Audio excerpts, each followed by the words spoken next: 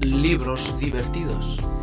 Hola amigos de Libros Divertidos aquí en ONER Ediciones. Estamos una vez más para intentar ayudar a que todos aquellos que leemos nada o muy poco, leamos un poco más.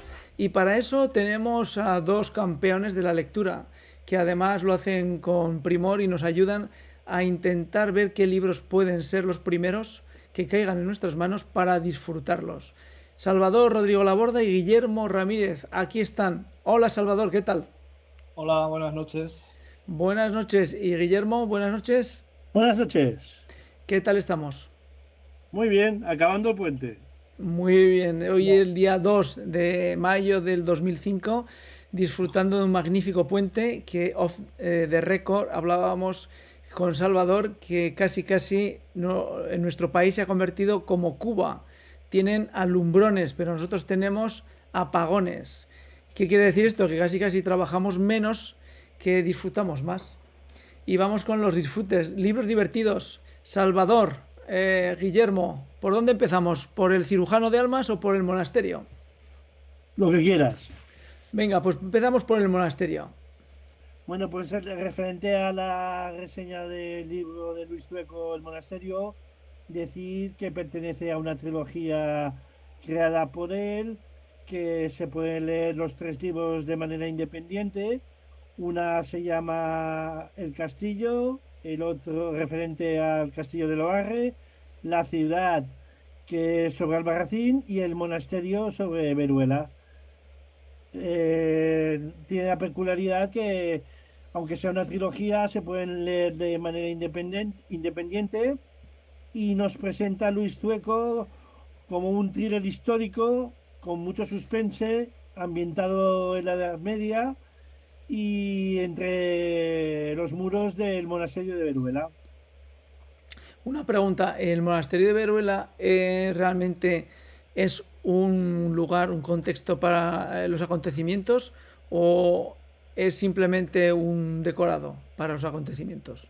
No, a ver, él lo ha enfocado entre los muros del, ¿cómo se llama? Del monasterio de Veruela, como lo podría haber ambientado en, yo qué sé, en otro En el ambiente. monasterio de Pero en Poblet. este libro, pues, hace su papel, porque Ujú, lo explica muy bien y es como si tú lo estuvieses viendo.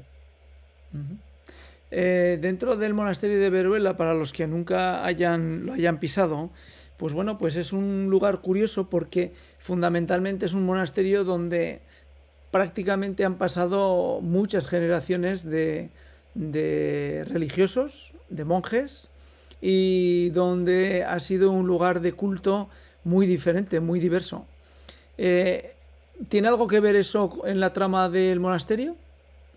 No, a ver, la trama, él la ubica en el monasterio, pero la podría haber ubicado en cualquier otro sitio. Pero como es lo que decías tú, como referente a los monjes y la época donde se desarrolla la historia, que es el siglo XIV, pues es en las tierras del Moncayo, entre los reinos de Aragón, Castilla y Navarra, pues crea una trama en donde el protagonista llega a esos muros y a partir de ahí, pues el autor crea una historia toda llena de suspense, por lo cual el lector se va metiendo entre las paredes del monasterio y la trama que hay de trasfondo. Eh, Cuando uno habla de la Edad Media, normalmente siempre piensa que la Edad Media es un momento de espadas, de luchas, de sangre, de traiciones. ¿Todo eso sucede en el monasterio? Hombre, a ver, hay guerras, hay cosas, pero que la historia en sí es con la llegada de un joven al castillo, se entrevista con el abad del mismo y quiere recuperar del monasterio los restos de un príncipe.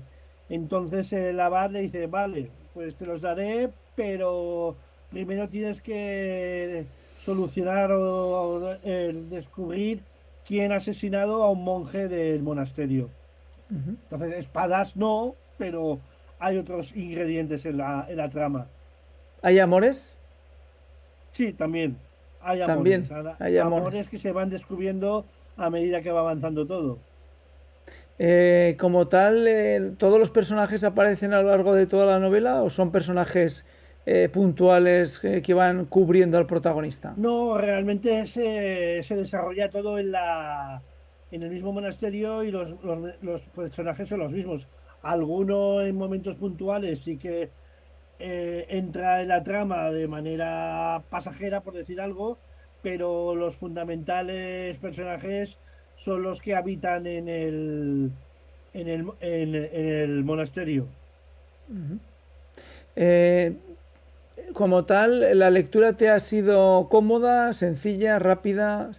¿Es un No, libro agradable? sí, es una narrativa muy correcta y, y rápida a la hora de leer, porque claro, ya te metes tanto en la historia que dices, bueno, a ver qué va a pasar, quién ha sido, por qué ha sido, y no se hace nada pesada. No me acuerdo el número de páginas, pero hombre, tampoco es corta, pero entretiene, que es lo fundamental en una novela, por lo que su lectura no me ha sido nada pesada.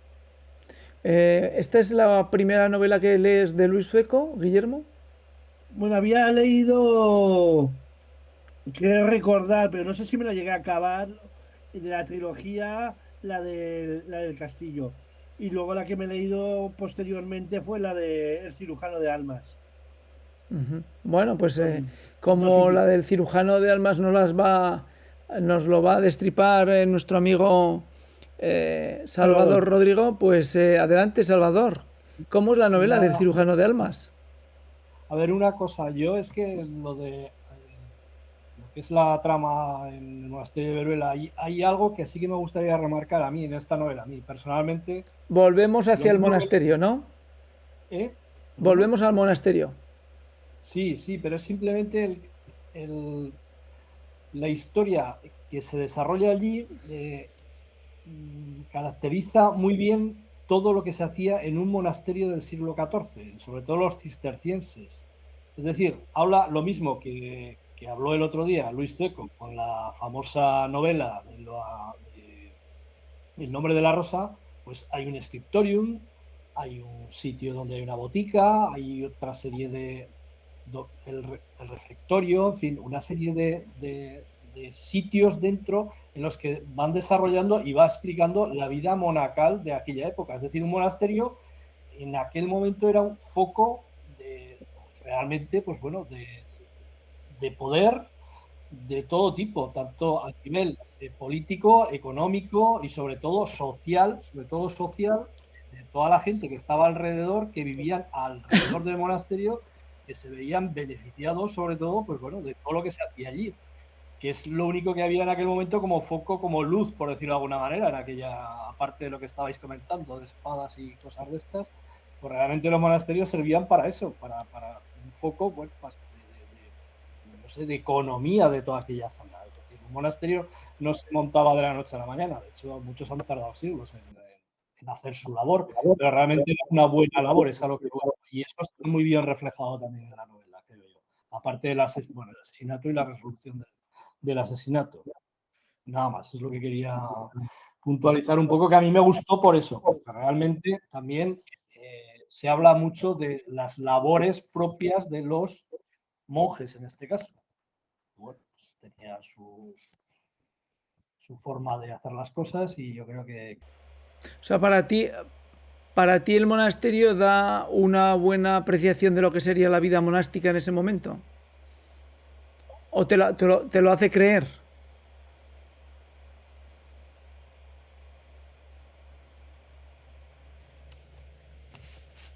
Sí, queremos decir que Salvador, amigos de Libros Divertidos, tiene la sana costumbre de verificar aquellos elementos que aparecen en los libros que lee, en las novelas que lee, lo cual nos lleva a un punto que voy a hacer una pequeña digresión, en la que en algunas ocasiones cuando veíamos alguna película con mi mujer histórica, hacíamos lo mismo.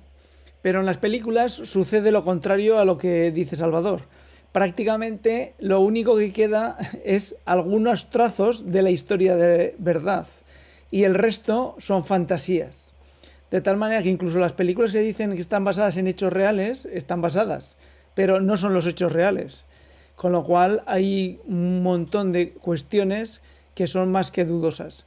Sin embargo, bueno, pues Salvador cuando lee y busca el dato y hasta la fecha ninguno le ha decepcionado, ¿no, Salvador? No, Luis Zueco no. Algún otro de novela negra sí, porque esto viene de la novela negra, de la investigación de lo que se hace en una novela negra también, de ver a ver si este dato es bueno, a ver si el oficial de policía ha hecho bien su labor, y todas estas cosas hay que tenerlas en cuenta. Yo por lo menos las tengo en cuenta. Entonces, bueno, Luis Zueco desde luego es una maravilla. Claro. Bueno, hablaremos al final de Luis Zueco porque les digo que ya en la parte de arriba de aquí de esta pantalla podrán ver el enlace hacia la entrevista que tuvimos el placer de hacer con Luis Zueco, en la que participaron Salvador, Guillermo y también Cristina, una buena amiga, y donde, bueno, pues Luis Zueco nos dio algunas novedades de sus próximos libros y etcétera, etcétera. No se la pierdan, recuerden, aquí encima en la esquinita, donde ponen ahí de información, encontrarán la entrevista que nos ofreció Luis Zueco. Y ahora pasamos al cirujano de almas. Salvador, ¿qué nos ofrece esta novela? Pues es una novela que empieza a finales del siglo XVII y se desarrolla la mayor parte en el siglo XVIII. Es una época de cambios profundos porque está entre la Revolución Francesa, 1789, la Revolución Americana, en 1812 lo que es la Constitución de la PEPA, viva la PEPA, la Constitución española que acaba en Cádiz, se realiza en Cádiz, en el sitio de Cádiz precisamente. Bueno, y la historia es como todas las de Luis, pues bueno, empieza con un protagonista de una forma sencilla que llega a Barcelona desde Bilbao para trabajar con un tío suyo. Lo manda, es un chaval de 12 años que lo manda con su tío para que aprenda a ser cirujano. Al principio no le hacía ni caso, es mal, lo deja fuera de casa varios días. Pero él, que era un chaval espabilado, pues al final, pues bueno, consigue que a base de preguntar y a base de estar con él y tener varios aciertos con varios de los, en este caso, varias actuaciones que tuvo como cirujano, entre comillas, en aquella época, pues le dieron renombre a nivel en Barcelona.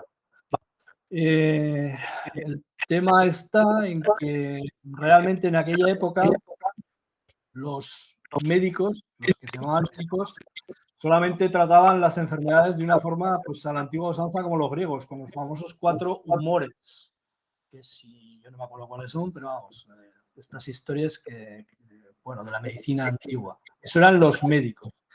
Luego estaban los cirujanos, que en este caso eran más propios de lo que eran antiguamente los físicos, que llamaban antiguamente los físicos, y dentro de esto estaban los barberos y los sacamuelas. Es decir, que eso, la conexión entre los humores y lo que iba a ser luego la cirugía moderna, parece que yo leyendo novelas históricas aprendo mucho, parece ser que empieza ahí a haber una conexión entre lo que era la antigua medicina y lo que es ya la nueva medicina, es decir, una serie de estudios, sobre todo una serie de disecciones y una serie de dibujos que ayudan a los médicos a comprender pues, las enfermedades. Es decir, antiguamente, pues insisto, las enfermedades eran muy raras porque nadie sabía nada. Bueno, pues dado esto, al final, pues bueno, monta una trama bastante interesante. De Barcelona se pasa a Madrid cuando se inaugura el Instituto Carlos III, que hasta entonces no había, digamos, un hospital real en ningún sitio, y gracias a la participación de una de las protagonistas también, que es una de las nobles que apoya a este chaval, consiguen hacer de él un buen médico y sobre todo hace mucha hincapié en algo que ya se veía, que antiguamente las mujeres en el momento de dar a luz o de parir, muchas de ellas morían de infecciones, y es porque ni siquiera los médicos se lavaban las manos. Entonces, bueno, ahí empezó un poco, es decir, un poco la asepsia de muchas cosas, de manos y sobre todo pues de utensilios para empezar a hacer, pues eso, que la medicina empezase a tener logros y sobre todo... Una de las cosas que nos comentó en la entrevista a Luz Zuecos que se había documentado mucho para realizar esta novela con el fin de ser fidedigno a lo que era el conocimiento médico en esos momentos. Sí, es así, es así. Es que realmente es así. O sea, parece mentira, pero hasta finales del siglo XVIII y principios del XIX, la gente se moría y no sabía ni de qué se moría. Es decir, no había... Se ha muerto, pues nada, pues ya ha acabado su vida en la Tierra, ¿no? Pero no había una consecuencia, es decir, efecto, causa-efecto de todo lo que pasaba. Es decir, uno se rompía la pierna y la pierna no tenía nada que ver con que se muriese. Es decir, y sin embargo sí, porque se había infectado, se había, yo qué sé, cualquier cosa de estas que al final, pues bueno, una pierna rota en el siglo XVIII, pues la muerte prácticamente. Sí, con respecto a esto, yo en muchas ocasiones comento que hoy en día los occidentales tenemos verdadero olvido de lo que es el respeto de mantener tu integridad física, ¿no? Es decir, vemos, por ejemplo, personas de la edad mía, yo no voy a citar otras edades, jugando al futbito como si fueran verdaderos jóvenes, arriesgando sus pantorrillas y sus tibias y peronés. Y lo hacen sin tener en cuenta de que evidentemente pues la fragilidad de los huesos con esas edades es importante. Pero ¿por qué lo hacemos? Porque probablemente tenemos una medicina detrás que nos protege. Si, como bien dice Salvador, estuviéramos en el siglo XVI o XVII, probablemente jugaríamos mucho menos fútbito de lo que hacemos, porque no tendríamos ningún remedio a la hora de tener una solución a una pierna rota. Pues evidentemente, eso está claro, clarísimo. Y aparte, bueno, lo que hemos hablado muchas veces, al final realmente se consigue la gran explosión del bienestar, se consigue gracias a los antibióticos y a la higiene, que también influye mucho en en todo el bienestar de todos. Sobre todo antibióticos y higiene es fundamental. La novela como tal, hasta la trama, ¿cuándo empieza y cuándo termina a nivel temporal?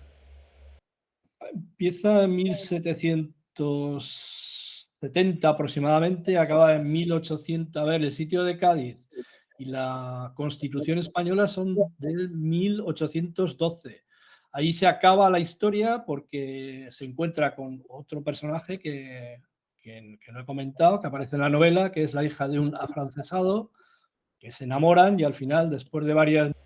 No lo digas, no lo digas, no lo digas. Guillermo ya ponía cara de decir, va a soltar, va a hacer el spoiler. Le ha faltado poco, señores, el larguero, el disparo a puerta. Sí, casi. Bueno, no sabemos. Continúa, Salvador. La fecha, pues eso, por dar un final sería 1812. Y se acaba, pues, insisto, es que además el sitio de Cádiz, el famoso sitio de Cádiz, es que lo hicieron los ingleses. Es que es impresionante. Ahí entre los franceses, españoles, ingleses, allí se montó un tinglao, pero chulo además, muy chulo. Y ahí se acaba la historia, en principio. No sé, a mí me pareció muy entretenida también y sobre todo muy fácil de seguir y también que se aprende mucho porque aparecen también los guerrilleros famosos de la guerra de los franceses. Porque, insisto, también nos tocó esa parte. A todo el mundo nos acordamos precisamente la fecha de hoy, del 2 de mayo de 1808, pues también está metida por ahí por la novela. Hay de todo, hay una novela muy bien montada. ¿Por qué el título del cirujano de almas? A ver, se habla de lo que es la cirugía propiamente dicha, de lo que es el cuerpo solamente, pero también el médico tiene todavía una parte, como has comentado tú, que es un poco la de cirujano de lo que es el alma, es decir, de tranquilizar bueno, pues en este caso a los enfermos, el darle esperanzas, el decir cosas que antes se hacían. Los médicos de pueblos rurales, esta parte sí que la tenían asumida, actualmente ya no la tienen asumida porque realmente hay un exceso de pacientes por cada médico de cabecera, con lo cual realmente esta labor social o médico de almas, que los médicos antiguamente se dedicaban a curar el cuerpo y parte les daba un sosiego a todos los enfermos, porque los trataban con cariño y sobre todo trataban el alma de tranquilizarnos, porque esto también ayuda a una evolución positiva de la enfermedad. El optimismo ayuda mucho en este caso. Y esa es la parte que también toca la novela, pero a lo largo de toda la novela. El chaval, aparte de ser cirujano, también es una persona es decir, tiene una formación espiritual que transmite a sus enfermos para que realmente se curen. Ya no solamente es la parte física, sino la parte espiritual de todas las enfermedades. Me gustaría, estamos ya muy avanzados en el episodio, me gustaría cerrar con una pregunta a cada uno, que, como hemos dicho antes, lo tuvimos aquí a Luis Feco entrevistándolo y bueno, pues vimos que es una persona cercana y además nos explicó muchos más detalles de los que probablemente hubiéramos esperado que nos abriera, ¿no? Para vosotros, ver la obra y hablar con Luis, ¿cómo resultó el conocimiento del autor? A mí particularmente muy enriquecedor y positivo, y todo lo que dijo en la entrevista, pues muy interesante, lo que le indujo a escribir, las obras que le han marcado, los proyectos que tiene en un futuro, que tenga 4 novelas escritas ya en la recámara, piensas, ostras, es una persona súper válida, dotada y muy meritorio la capacidad de poder escribir tanto, disfrutar haciéndolo y ser tan cercano, en una palabra. Salvador. A ver, yo después de la entrevista me di cuenta de que lo que le gusta realmente es escribir, lo dijo muchas veces, que lo que le gusta es escribir, y lo que no le gusta es, una vez que acaba una novela, las correcciones. Y lo que sí que perdía mucho tiempo, que una labor fundamental de sus novelas es la documentación, que realmente está muy bien reflejada en todo lo que son sus obras en estos momentos. Sí, porque cuando estoy de acuerdo con Salvador y con Guillermo también, porque lo que han dicho es el reflejo de la entrevista que ustedes podrán ver, pero lo que llamó la atención es que la labor de recopilación de información antes de escribir una novela tiene que ser un trabajo que te tiene que agradar, porque no es escribir, es recopilar información para construir una historia que todavía probablemente no la tienes en la cabeza, ni la tienes escrita más que a lo mejor en un borrador, en una intención, ¿no? Y eso, les repito, que tanto Salvador mira y yo miro en las películas, se agradece que cuando no hay veracidad se diga, y cuando hay veracidad también. Porque, como dice Salvador, en las novelas históricas, si los datos son ciertos, uno llega a aprender cosas y se llega a maravillar de cuestiones que aparecen reflejadas de una forma viva, porque no olvidemos que cuando el escritor escribe, da vida a situaciones que están totalmente muertas, ¿no? Entonces, eso es de agradecer. Y la segunda, las revisiones, porque las revisiones son un trabajo que nadie va a ver y que prácticamente el 90% de los lectores pues no van a ser capaces de saber si hubieran podido prescindir de 4 revisiones de las que han hecho, por ejemplo. Guillermo, ¿estás de acuerdo con el tema de las revisiones, que también ya te llamara la atención? Sí, es una cosa, pues que, claro, tú lees un libro y dices, oh, bueno, lo has escrito bien, te gustará más o menos, pero todo el proceso debe ser, y es por lo que dijo y por lo que uno, aunque no entienda mucho, pues lo valora y realmente dices, es lo que ha dicho Salvador, lo que has dicho tú y lo que dijo él, pues el tema de recopilación y hacer que la historia, si está basada en unos hechos reales, como bien ha dicho Salvador, pues que sean verídicos, y aunque hay algunos pues que mezclan un poco datos con fantasía o con cosas inventadas, pues que sepan llegar al lector. Bueno, pues hasta aquí ha dado de sí nuestro tiempo, no más, del monasterio y el cirujano de almas de Luis Peco, con las reseñas y comentarios de Guillermo Ramírez y Salvador Rodrigo Laborda, aquí en Libros Divertidos. Salvador, Guillermo, gracias por vuestro tiempo, gracias por vuestra paciencia, gracias por vuestra lectura y por seguir animándonos a leer cada día un poquito más. Gracias a ti, buenas noches. Muy bien. Buenas noches. Chao. Eliseo, hasta luego.